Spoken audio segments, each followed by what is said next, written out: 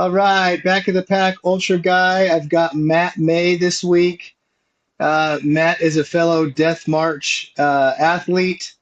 That's where well, haven't spent hours with him, but that's where I've seen him post and share things. I've just been impressed by what he shared, and I think it's going to be a good time. So this week we have Matt May, and without further ado, we'll let him get his story started. So Matt, we just like to start off by saying, where'd you grow up and how'd you find running, athletics, all that good stuff? Cool. Well, first off, thanks for having me on. I appreciate this. This is exciting. I got into running, I would say, because of my dad. He ran cross country in high school. I did the whole like baseball, t-ball, soccer kind of thing. He told me a story. I was probably seventh or eighth grade. He told me a story of when he was running, and him and this dude were in the middle of a race, and they were running back and forth, and it was just garbage weather, rain all over the place. The trail was cross country, so like the path was kind of flooded a little bit, and he was running next to this dude for a little while, and then he turned, and the dude was right there, and he, ran a little bit more, and he turned, and the dude was just gone, like not behind him, not in front of him, not beside him. Apparently, what happened? He fell into a ditch. He Oh just fell, man.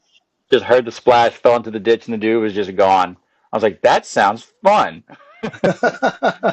So I was like, okay, well, I'll start high school soon, so let me, potentially get into that. So my freshman year of high school, I didn't do cross country, but I did track. So a little bit of track. I really was more on the field side, so I threw javelin and I tried to jump, and I'm not a jumper. But got into cross country my sophomore year, and I did that through high school, and then in college, I kind of, farted around here and there, got involved with ultimate frisbee and other intramural stuff, and then from there, I moved to Tennessee for a little bit, played in the mountains and the Smokies, and one of the guys I worked with was in triathlon. And one day he's like, "Hey, you should do this triathlon." I was like, "No, next year." And then, sure enough, next year rolled around, and he remembered, and I forgot. Hey, last year you said you would do this triathlon this year. Well, it's coming up in a few months.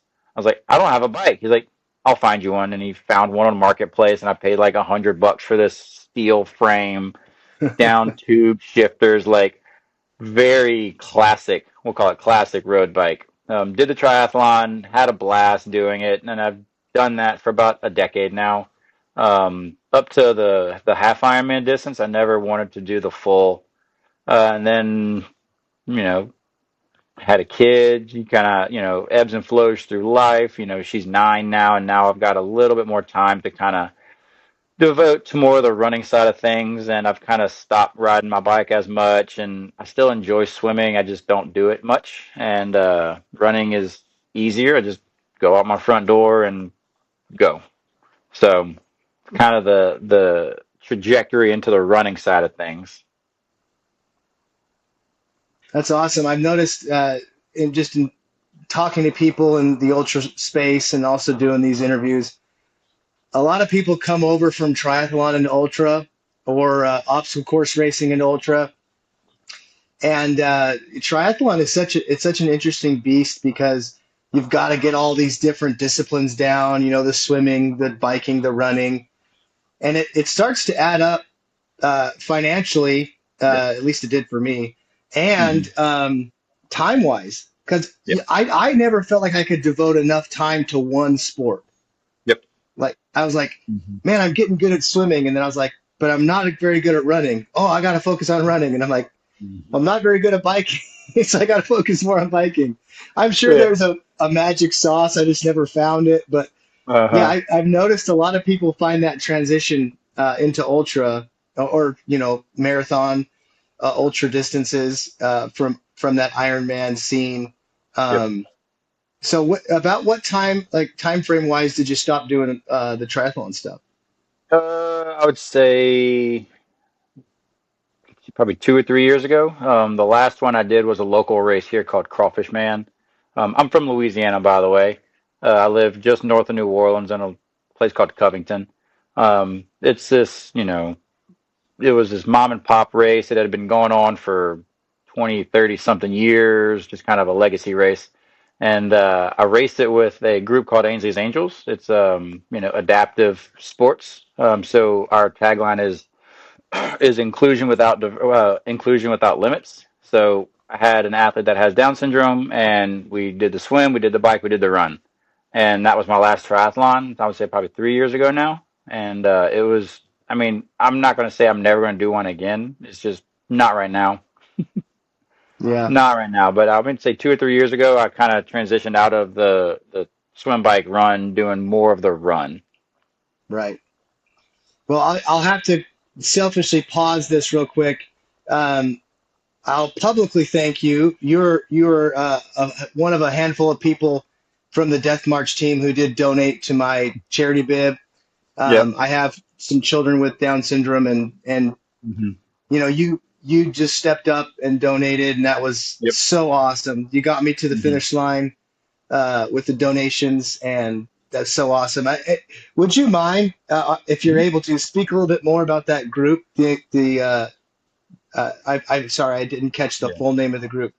Yeah, so it's called Ainsley's Angels. I've been Right. racing with them for about, I guess now working on my fourth year. And it was a friend of mine that invited me to do a race. And I was like, it's one of those, next year. And then the next year rolled around and she was like, hey, you still want to do this half marathon with me? I was like, okay, cool. So that kind of got me into it, doing my first time with the adaptive athlete, and we had a blast doing it. And it was started by a guy. His name is Rooster, and his wife's name is Lori.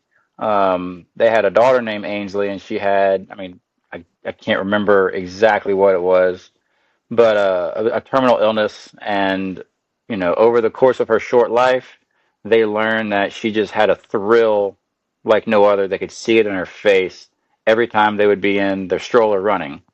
And, her name was Ainsley, and she passed away, now I guess it was almost 15, 20 years ago.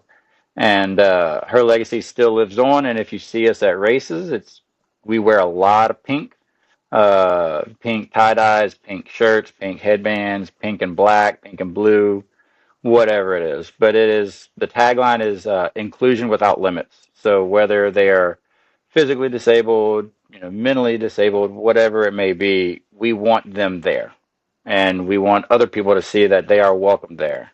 So I have done a triathlon. I've done lots of road races. We just got started into obstacle course races. So earlier this year and last year, we did some Spartan races. Ainsley's partnered with Spartan and allowed us to be on course with our adaptive wheelchairs. And it is so freaking cool. Man, you get to the Oh top of these man, obstacles with our athletes. There's videos out there of the athletes just hooting and hollering and the biggest smiles. And we do it as safe as possible. So there's really tall elements. We have a rope attached to the athletes, and it's a long enough rope that's not an official belay line like when I was climbing, but it's a safety line. Like if something happens, you're yeah. kind of caught. But I've gotten to know some of my athletes that I've pushed a few times, and they're fantastic. You have some of the coolest conversations, but also if you have athletes that are nonverbal, you can still see it in their face. Like there's still light there, there's still happiness there, there's still that joy there, and it's so, I don't know. It's just another feeling, and it's to the point now to where if I do a road race, I want to try to do it with somebody. Like I don't want to run by myself anymore. Right. Um, we actually have a trail race on Saturday, where we're pushing. We have two athlete riders, and we're pushing. So we get to push these new adaptive chairs. They have these big beach wheels for trail runs. So How we did, cool. yeah, it'll be fun. We did one, I guess it was 2 months ago, and it was 10 miles in the hills of Louisiana, which is not much compared to what other people are used to, but it was a challenge, and Hey, it a was hill's a hill. abs yeah, especially if you're pushing somebody up it. Yeah. And it was an amazing experience. And, Ainsley's is a nationwide organization. There's other organizations like it, but that's just the one that I happen to be a part of. And they're all doing amazing things. Hey, I'd love to connect offline and get some more info. I'd love to be a Hmm. part of that. like I said, I have some children uh, that have would definitely probably qualify to be pushed, Yeah. but they're so amazing. I've got some videos I'll send you Hmm. of some finish lines where my Yeah. one daughter's, you know, she's so funny. She'll go up to everybody and just say hi, and she's hugging Yeah. everybody, and it's so special. But she loves to be at these events, and I think I Hmm. like I said, like to connect offline and see Yeah. if I couldn't get her involved because Absolutely. um, she loves being there and watching the racers, but I can imagine she'd really enjoy actually doing it with us. Um, Absolutely. yeah, I mean she can walk and she's 100% mobile, but Hmm. she might get a little tired Yeah. on some And of the longer stuff. yeah, and we have that, like we did a 5K the other day, and if the athlete's, ambulatory even just a little bit, a lot of times we stop, a handful of yards away from the finish line and we all cross together. And Oh, that's especially so if cool. it's one of their first races or their 12th race, 100th race, whatever, like it's an emotional Oh ride yeah. the entire every single time. So Oh yeah, we'll yeah. definitely I will get you hooked up. That's so awesome. Yeah, I appreciate that. I that's one of the things that stood out to me watching your Instagram was, Hmm. you know, don't get me wrong. I'm not knocking people's Instagram. I'm just saying they're all different. And that's one of the things that stood out to me is, it's a very selfless, there's a lot of selfless posts, right? Where you're pushing people, Hmm. you're helping people at these events. I mean, that's awesome stuff. Yeah. And it just kind of speaks, I think, to who you are as a person. And, not everyone wants to spend their Saturday pushing someone around the hills of Louisiana. So I Yeah. appreciate you being willing to do that because, Yeah. coming from a parent's perspective, I mean, anything to get these kids to be included in Yep. something. Yep. When they're younger, it's cute. Everyone loves to be around them when they're younger. But as they grow older, my older daughter who has Down syndrome, she's 11 now, Hmm. and I'm not knocking the kids her age, but as the kids get older, they start to kind of notice that they're different, and those friendships change.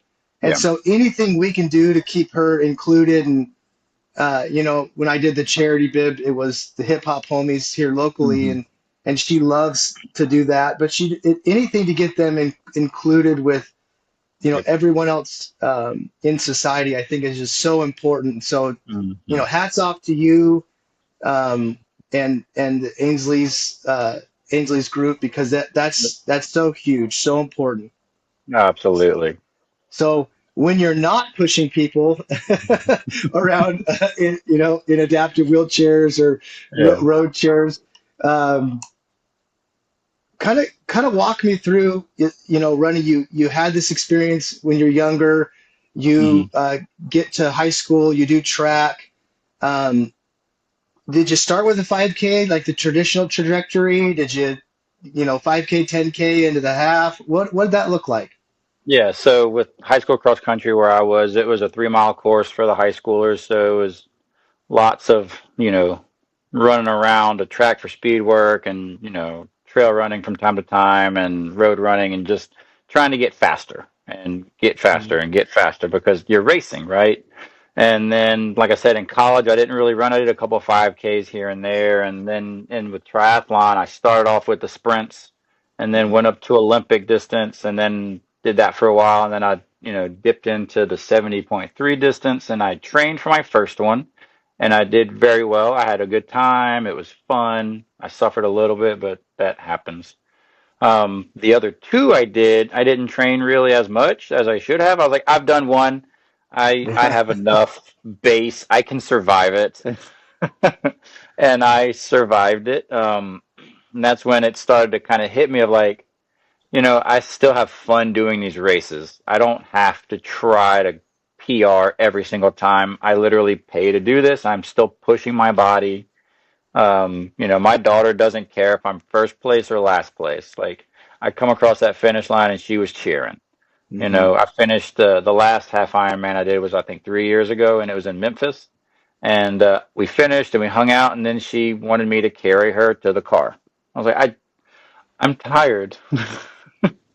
My legs are a little sore, and okay, get on my back, let's go. She's like, you did so good. And then into like more of the road running side of things without the triathlon, it was, half marathon. My buddy wanted me to get into that, and so I did a few half marathons, and I didn't do my first marathon until this past January. And so I did lots of half marathons here and there, and I got involved with pushing. And then I guess it was late last year, I reached out to our lead ambassador for the Baton Rouge chapter. I was like, hey, do you need anybody to push for Louisiana? Not expecting him to say yes. I had been kind of toying with the ultra idea because the year before that, I had did the half marathon and then I hung around the race and then played around town a little bit. And by the end of the day, I'd walked like 22, 23 miles. I was like, I could do a marathon. I'll just sign up for an ultra. So I signed up for the ultra. As I was training for the ultra, I did my first road marathon 3 weeks before the ultra, and that was when I pushed. And then I did the ultra, and now I'm kind of going that trajectory of, if I'm running by myself, it's I want to do it on trails, and now we have the accessibility side of things, and I'll probably push, for other trail races if we can. And so I think kind of that running side of things has always been there since high school, but kind of ebbed and flowed with it. Nice. Yeah, it's got to be. I know when I've pushed, I mean, my kids were younger, but when I've pushed and maybe pushed consistently for a few days and then I ran by myself without pushing, I was like, gosh, I'm fast. Like, wow, I'm moving. And I'm really Yeah. not moving that fast, but I feel like Um, I'm just moving so fast. So it's, hmm selfishly, it's got to be good training Yeah.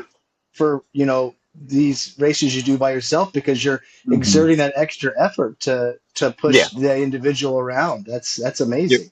Yeah, and it's a So, different posture too. So like when you're running by yourself, you're a little bit more straight up, maybe a little lean, and it kind of depends on the chair. But with the chairs, you're pushing with your hands, or they actually a lot of them have little kind of aero bars you can lean into it, and so you're kind of having this like slight lean forward using your body weight to help push it as well. So the whole posture changes too.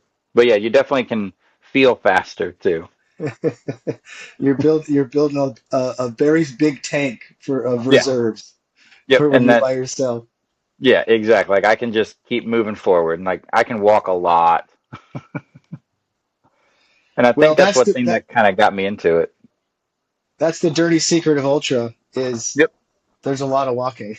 Yeah. Yep. So That's what I good was told good and training. kind of led me into my first one because after that day of, just hanging around town walking 22 something miles, I was like, I could do that. I could do a few more, 30 mile or a 50K or whatever. I was like, I could do a few more, especially if I can eat in the middle somewhere and just Hmm. eat snacks. And then that kind of went off in the deep end I went. And, I did the 30 miler and we had a blast doing that. And like 2 weeks later, I was like, I kind of want to see what else I got.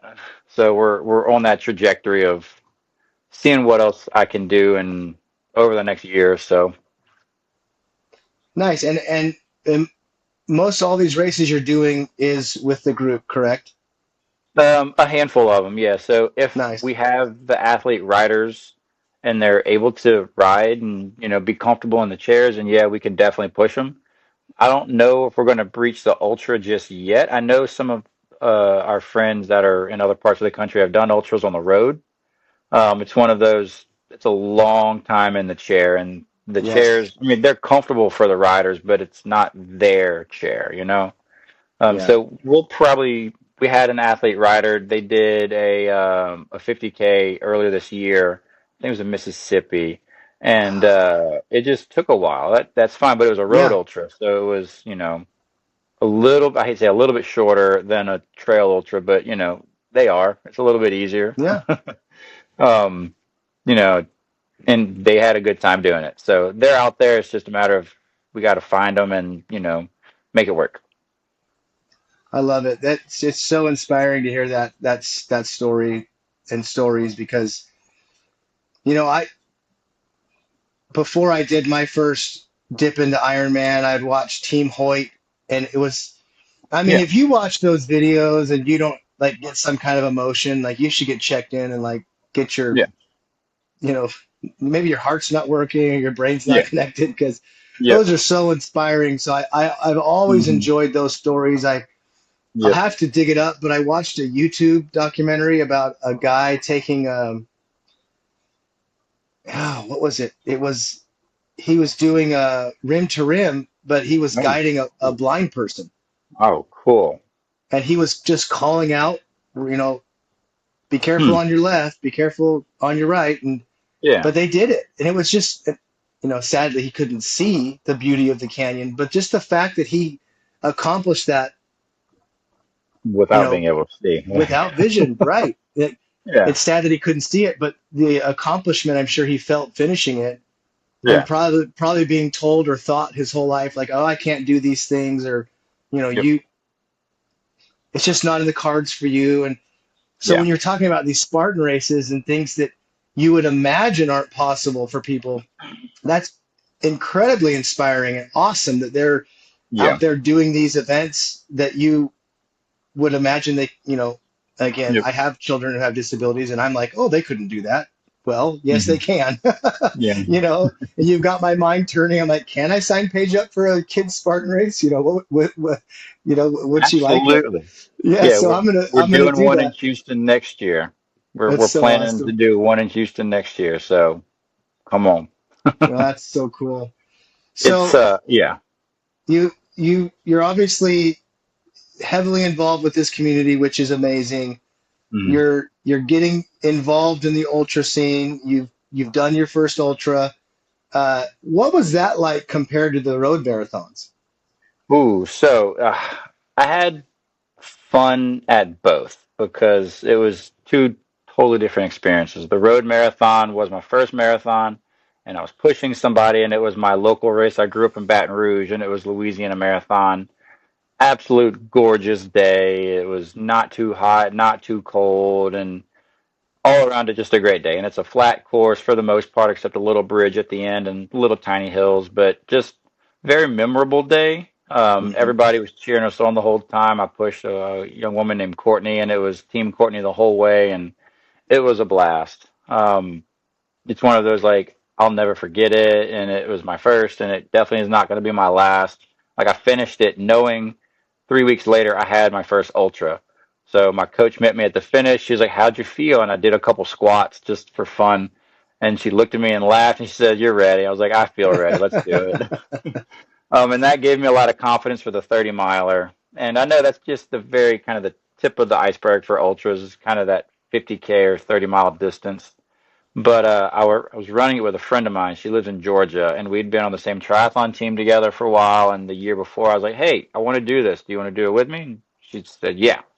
So we did that race together, and same kind of thing. Like we never, we never got into that mode of like, "This sucks. Why am I doing this?" It was Mm. another good day for Louisiana. In February, it was a little hot. It was probably like 75 degrees in February, which that's hot for Louisiana in winter. And so Hmm. we had to change nutrition up a little bit, things like that. But it was just a fun day in the woods. Like we had zero plan of like we're going to crush it in 4.5 hours or hey, cut off is 14 hours. Hopefully we can make it under that. We can walk a lot of it if we need to. Our goal was to, walk the hills, and it was a 10-mile loop. So every loop we did, the hills just started to appear even more. Like that third loop, I was like, I don't remember this hill being here. The last two loops. She's like, I don't think it was. I think it's a new hill. And so, leaving the aid stations and just handfuls of food. And I was like, this, this right here. Like I remember walking out of the last aid station before we finished up. I had a quesadilla in one hand and a piece of pizza and a pickle kind of all in between my fingers in the other hand and like, sucking on my drink. I was like, okay, I don't hate this today. Like it's a good day. And somehow miraculously we actually placed. That was like we get to the finish line and it's this long kind of run up to the finish and we get there and we cross the line and give hugs and stuff like that. And then one of the race directors hands me this beautiful piece of pottery, and she's like, "Congratulations, you won first male." I was like, "Are you freaking kidding me?" I was like, "No, I'm not fast. I did not win this." She's like, "No, you got first male." I was like, kind of just mind blown. I was like, "Never So again." awesome. Yeah, another one of those just great introduction to the sport kind of a thing. And I know there's going to be days where I'll be in a race and it's just going to suck. I mean, I did Mhm. that in triathlon. Like this run sucks today. But, I was talking with somebody about it the other day. I was like, we get to do this, like we get to push our bodies to this kind of excess. Some people like, oh, I did, I went running this morning. I was like, all right, cool. What'd you do? Like, oh, I did a mile. All right, awesome. Way to go. Well, what'd you do? I don't want to talk about what I did. Don't worry about what I did. You're gonna think I'm stupid. Yeah. So like we get to push our bodies like this, and it's our choice. And that first ultra, that first marathon made me understand that like I like going a little bit longer. It takes me a while to get going, like that 2.5 hour mark, 3 hour mark. I'm like, okay, I'm good to go. Just let me just go now. Let me go at my pace. Let me go eat. Let me get some food, some drinks, and yeah, just kind of those unforgettable moments. Yeah, I love that story because the way you tell it, you didn't go into it, man, I'm got my cross country background. I've got this huge reserve tank from pushing all these athletes. I'm gonna smash it. It was like, I'm gonna go into this and I'm just gonna have a good time. I'm here with Yep. my friend. I've Hmm. got my quesadilla. I'm just munching on this food, like, and then you finish and you win, and it's like, oh, well, that was a lot of fun, and I Yeah. guess I'm pretty good at this. Yeah. Yeah. Yeah. I remember having our first little introduction meeting with Death March, and they're like, "Oh, this dude just wins his first ultra." I was like, I didn't mean to. I didn't try. I was just, it just, what they say. I showed up, and I was Yeah, the person that showed up, and I happened to win that one particular race, and that was really, I say win. I was second place overall. I had someone beat me by like 15 minutes, so there's improvement to be had. yeah. Well, I mean, it's an exciting trajectory because, a lot of people get into the sport and they just jump to the next thing, right? Oh, I did my Yep. 50K. I'm going to jump to the 50 miler. Oh, and there's nothing wrong Yeah. with that. I mean, that's pretty much what I did. But I Hmm. think there's a lot of people, and it sounds like you might be one of them, that, have a knack for running. They've been doing it for a long time and they're just getting introduced to these different distances. And Hmm. I think it's, people like you that are going to, they show up and it's like, oh, well, here's a guy who's going to win, or or place, or get top 10, Yeah. and kind of come out of nowhere. I think it's super cool. Hmm. Um, so on that note, uh, are there many like longer distance ultras in Louisiana? I know there's a ton in Texas, but Yeah. So the more I'm diving into it, the more I'm learning, obviously, and it's a pretty tight community here. Like the running community, triathlon community, it's really big in at hmm, least my part of the state. I'm not sure about central and north Louisiana, but like Baton Rouge, Hammond, New Orleans, Covington, kind of this little, I call it the I-10, I-12 triangle. The community is really big, and the more people I'm meeting, I'm seeing more. New Orleans has one that goes through the city. It's the New Orleans Ultra. They have a half marathon, a 50K, and 50 miler, and it's all wow, pavement. It's put on through Lazy Hound Racing, and the race directors are ultra runners. There's Q50 race series, which is that 30 miler I did, and they call it the extravaganza. So this next year they have a 50, a 30, a 20, a 10, and a 5. And then there's a series called Beast Racing or Trail Beast. It's something similar to that, and they use a few different state parks around the state. I think it was one just 2 or 3 weeks ago. They had a 50K and a 50 miler in the heat of summer. Um, yeah. There's one in North Louisiana. There's like a 50K, 50, and 100. Um, and then like South Mississippi has a handful. I'm looking at one called the Mississippi 50. Looking at that 50K, and I'm sure there's more around. I'm sure there's some in Southwest Louisiana that I don't know about, but I would say for our little state, for what we have, I think it's definitely growing. You know, That's I see all these awesome. people in Colorado and Utah and Washington, like every weekend there's ultra going on, it seems like, and I'm like, I got a swamp down the street and I can go paddle. Well, I think it should be, it goes to be unsaid, but I'll say it anyway.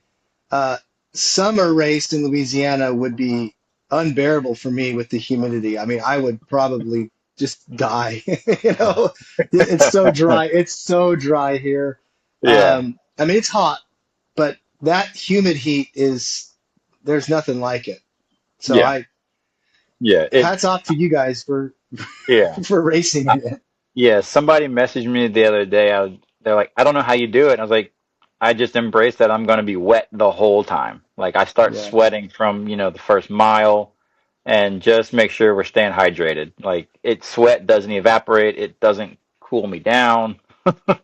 Yeah. So just slow down. And that was something that happened the other day. I had a 3 hour run to do and my heart rate was good. It was good. It was good. And then all of a sudden it just wasn't. And it just skyrocketed. And I was walking real slow and it just wasn't coming down. And I was just like, I guess this is it. Like, this is what we have to do. Like, I'm not running right now. I'm just kind of trying to bring everything back down to just keep going. But it's definitely sticky. You wake up in the morning, you let my dog out, and it's just kind of a punch in the face of moisture. Yeah. I lived back east for a while, so I had that humidity, but I spent time in Houston and Baytown in Texas, and Hmm. that humidity is, it's different and it's It's worse. different. Yeah, Yeah, yeah. I it's saw your post. very, I saw your post the other day about, like, when you train and then you put the temperature. I'm like, I know that's hot. I can't imagine it being that hot and dry. I can just see that, just like my nose starts bleeding. no, yeah, I do get bloody noses when I do longer ones, Yeah. which I never get bloody noses, but it's the dryness and all the Hmm. dust in the air. Yep. But, it's the same thing. The other day, I was not on close to trails, but wink, wink. And we during the mid of the day, a buddy of mine asked me to go out, and we went out and had a good time at a local mountain. But I just told him at one point, I was like, "Hey, man, I got to sit down. I'm going to sit in this little shade, and Hmm. I got to, because just like you get that heart rate when it doesn't come down. There's your cue. It's time to, get cool, Yep. get shaded, let that heart rate Hmm. come down, Yep. collect yourself, because that's your body's sign. Like, hey, it's time. Yep. You're pushing me, and I'll keep Yep. doing it. But you gotta let it come Yep. down. Exactly. Um, but yeah, the humidity. I mean, I've looked at races back east, and then the Hurt 100 in Hawaii has Hmm. always been attractive to me. But I know it would be the hardest part of those races would be training for it because Hmm. I really can't recreate the humidity here. I guess Yeah. I could run around with a squirt bottle and just squirt myself, but that wouldn't even come close to what the reality of it is. Yeah. Uh, so you're thinking about the Mississippi 50K. That sounds cool. Yeah. Um, what I did want to ask you is you said you had a coach. Hmm. Um, have you always had a coach, or is that something you've just started doing as you started to kind of, think about ultra and getting more involved in the marathon? Yeah. So I had a coach in triathlon for a little bit, and it was, God, now almost 10 years ago, and we were using Training Peaks, and he was seeing that I wasn't doing all my workouts, and he called me out on it. He's like, "Hey, do you want this?" I was like, and we had a conversation. It turns out that, like, hey, I didn't really want to. So, we parted ways. It was really cool. It was like, hey, I'm just not feeling it right now. My daughter was really young, maybe Mm, 1 year old. And I was like, that's not where life is right now. And that's perfectly cool. Like, it's triathlon will be there, whatever will be there, whatever you do in your life. You need to, families first kind of a thing. So then, I did a lot of that training on my own. And then when I started dipping into ultras, well, the marathon and the ultra, I was like, this is new territory for me in terms of the length, in terms of the volume I would need. And I learned from having that first coach that when we were doing good, I was doing really well with that structure. I just needed someone to Mm, say, "Hey, go do this." All right, got it. Go, go swim 1,000 yards. Okay, got it. Okay, for running, it was we had a conversation. What are your goals? And we talked about all that. And she's a local ultra runner. She's another, badass athlete, Ironman, Spartan athlete, marathoner, ultra marathoner, just stood in the sport for down this area too. And so that conversation, built that relationship up. I was like, here's what I want.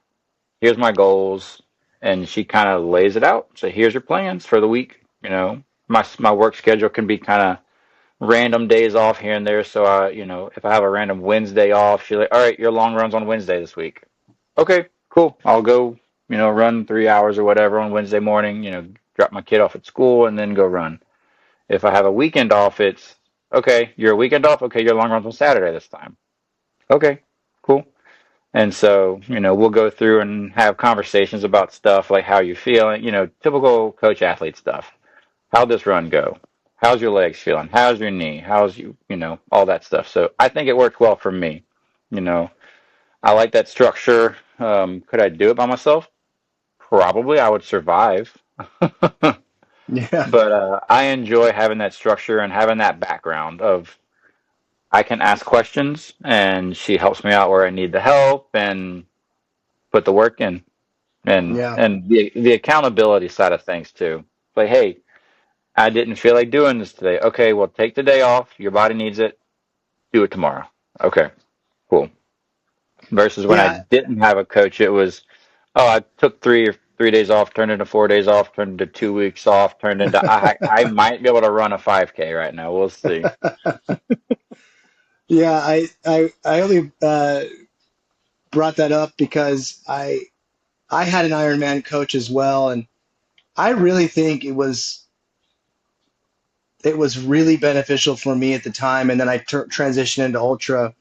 Hmm. And I'm not saying this is good. I'm just saying this is what I did. But I was self-coached for years, Hmm. and I don't even know what I was doing. I was just like, oh, I got to run longer. I got to run. Oh, zone two, zone four. I was just out doing whatever I thought was kind of mimicking also what I'd seen other people do on YouTube or Strava. Yeah. And I had a really big realization when I signed up for this latest race that I signed up for. It was just like, hey, you need a coach. Kind of like you said, like uncharted waters. This Hmm. is outside your comfort zone. It's got a tight cutoff. Like, you got to get a coach. And so I, Hmm. I reached out to Lance, who's actually been on the podcast. Shout out to Coach Lance. He's awesome. But same thing, like in a good way, there's someone over your shoulder, like, hey, how'd that Yeah. go? Or hey, Hmm. I noticed you missed. Is everything okay? You know, when we have our check-in calls, you feel like someone's there in your corner. Not that your Hmm. family's not or your friends aren't, but someone's there in your Yeah. corner, like really looking out for you. Yeah. So when you brought that coach up, I wanted to pick your brain on that because Hmm. for so long I kind of prided myself in being self-taught or self-coached, whatever you want to call it. Didn't Yeah. I had no idea what I was doing. I just went out and did it. So I just think it's interesting. I mean, I know people that don't have coaches and that are Oh yeah. incredibly fast, they're incredibly disciplined. But I just think I'm like you. For a personality type, I do Yep. like having that little Jiminy Cricket on your shoulder, coach Hmm. saying, "Hey, Yeah. this is what you should be doing. This is what we're doing this week." And it's also kind of Hmm. nice because you don't have to think about it. Yeah. And They're that's that, part of it. yeah, because they're that Yeah. side of your brain planning things out. Yep. You're not going to get burned out. Hmm. Well, that's exciting. So, what are some of your aspirations with running? I know that you have the Ainsley's group that you really are a part of, which is huge. I think that's Hmm. amazing. And again, hats off to you for that. But uh, you're just getting into the sport. Obviously, did incredibly well for your first one you ever did. What are some of your aspirations with the sport? Like, where do you see yourself in the next year, 2 years? What Yes. any big goals or uh, ideas you have? Yeah, so I was actually talking about this with someone today. I work at an outdoor store and we sell all sorts of stuff. So I talk about running and hiking and all that stuff with people, and I try to not focus on me and focus on them, but you know, things that I do come up. Sure. So for I'll kind of work through what I have this year and what I have scheduled and planned, and then kind of goals for next time. So I'm signed up for Marine Corps Marathon in October. That's my next major one that I'm kind of building for right now, and I'm pushing with somebody. Um, so I'm looking forward to that. So I'll be pushing at Marine Corps Marathon. I'm excited. It's the 50th running of it. It's going to be a big party. It's going to be a That's blast. awesome. There's going to be hundreds of thousands of people around. I mean, sometimes I can only people so much. I think that's why I like trails so much. But I feel like I'm going to absorb all of this and just soak it in. And then from there, I haven't signed up yet, but there's one in a state park about 3 or 4 hours from here called the Lugaru. And they've got 180, a 60, a 40, kind of a bunch of distances. So I'm wanting to do the 40 mile there. And then from there, there's a 50 miler in February that I would like to do. It's a local race series, that extravaganza that I did this past year. The 30 at, they have a 50 miler as well. So in February, I want to do that, and kind of a jab at, ultra runners. He showed the prizes for this past year for the 50, and kind of a jab at that 100-mile buckle. He made a half a buckle. So That's it's like awesome. it's got these little jagged edges on the sides. Like if you do two, it can make one whole buckle, kind of a joke towards that belt buckle, Oh, that's for cool. hundreds. And so I think I want to do that and get my first half buckle. And then from there, part of me wants to kind of just dive in deep to going for 100, just because I want to. It's weird, but I kind of want to feel that suffer. I Mm. know my body can push me for a long time. And, I've done lots of hiking and not a ton of backpacking, but a lot of walking. And I want to see. I've heard the stories and I've heard the suffering, and I'm like, the sadistic part of me is like, I want to know what that's like. I want to see what it's like to be at mile 70 and still have a marathon or so to go. Part of me wants to experience that. Maybe I hallucinate, maybe I don't. Maybe I can go for, 26 hours without sleep. Maybe I can't. I don't know. It's kind of uncharted territory, like we were talking about earlier. Like I never wanted to really do that with triathlon. Like the Mm. full Ironman, I thought about it for about a year or so, and then I looked at the prices and we talked about the training and then the food and all that. And now I'm like, I don't want to do that, but running 100 miles in the woods sounds a lot more intriguing than swim bike run for 140.6. So that's, maybe at the tail end of 2026, we'll see how this next block kind of goes into kind of the end of the year, see how my body does. So far, so good. Um, but I think 100 is kind of the trajectory of where I'm going to. And it freaks me out a Nice. little bit. I think that's why I want to do it. I love it. Yeah, that's how I always know that the goal or the idea that I have is worth chasing is when I get really scared about it. And Hmm. not like, oh, I don't want to jump off this cliff without a parachute. No, like that can I do it? I think I can. Yeah. Like that Yeah. feeling always makes me say, oh, it's kind of solidifies. Yeah, that's Hmm. probably the best next step for you in your journey.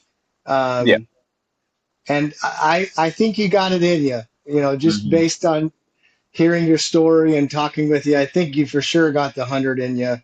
Nah. Um, and especially if you go into it with that same attitude, you might come out with a podium. Yeah, right. Just, hey, I win again. Okay, maybe I'm Yeah, pretty good at this long stuff. yeah. No, it is definitely different. I know that what the first when I did my first ultra was 88K, Hmm. and I'd done Ironman, the full Ironman, and I remember thinking this is way harder than a full Ironman. I distinctly remember thinking that like, and again, I'm not Uh-huh. saying it. I was no like 11-hour full marathon guy. I mean, a triathlon guy. That's not what I'm saying. But I remember Mhm. thinking, boy, this is really difficult.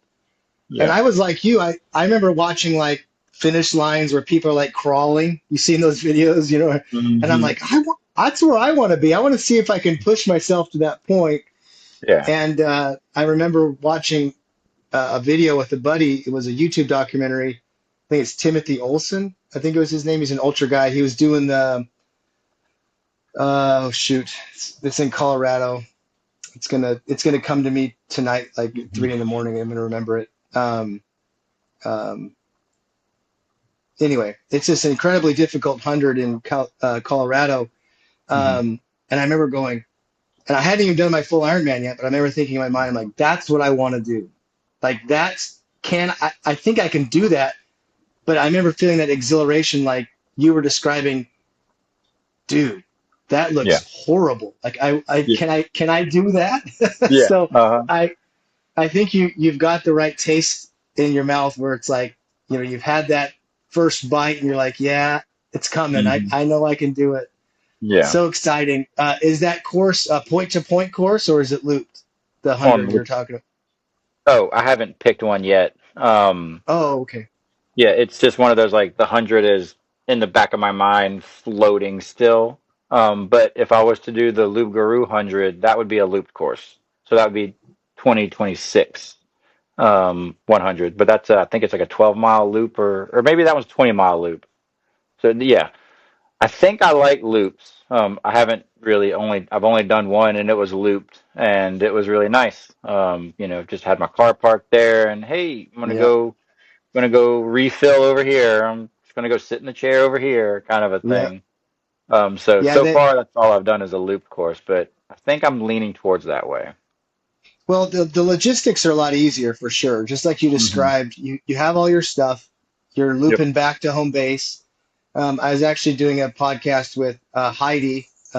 Instagram handle Strong Mama Miles. She's Oh awesome, yeah, yeah, and we she were is. talking about loop courses, and that's what she was like.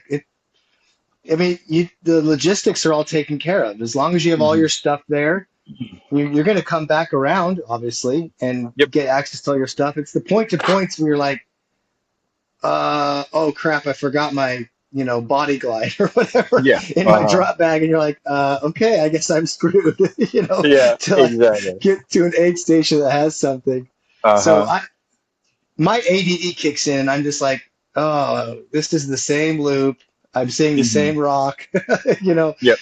that's why I like the point to point ones Yeah. is you're always seeing something new. And, Hmm. but loop courses, my first 100 was a loop course and man, Hmm. I think that's the perfect environment to do your first big race because Yeah. you know you got home base there and yeah. Yeah. Anyway, not to drum that point to death, but yes, Hmm. I agree with you. Their loop courses are definitely have their place. Yeah. And it's, you know, part of me likes the hiking side of things where it's like, hey, I'm gonna start here and end there. I mean, Hmm. like I said, I've never done it before, but I like the intriguing side of it too. So we'll see which one I end up doing. Yeah, you get to the finish and you're like, wait, where am I? Yeah. Wait, how do I get back to my car? Oh, I should have bought the shuttle pass. Oh, duh. Hey, can I get a ride? I Yeah. only say that because I've been there. I'm like, Yeah. you idiot! You should have paid the $24 for the shuttle. Come on, man. Oh, Didn't think jeez. this through. That's Yeah. Oh, awesome. Yeah, yeah. I'll do one and, I'm probably gonna enjoy it and then, embrace that, embrace the suck.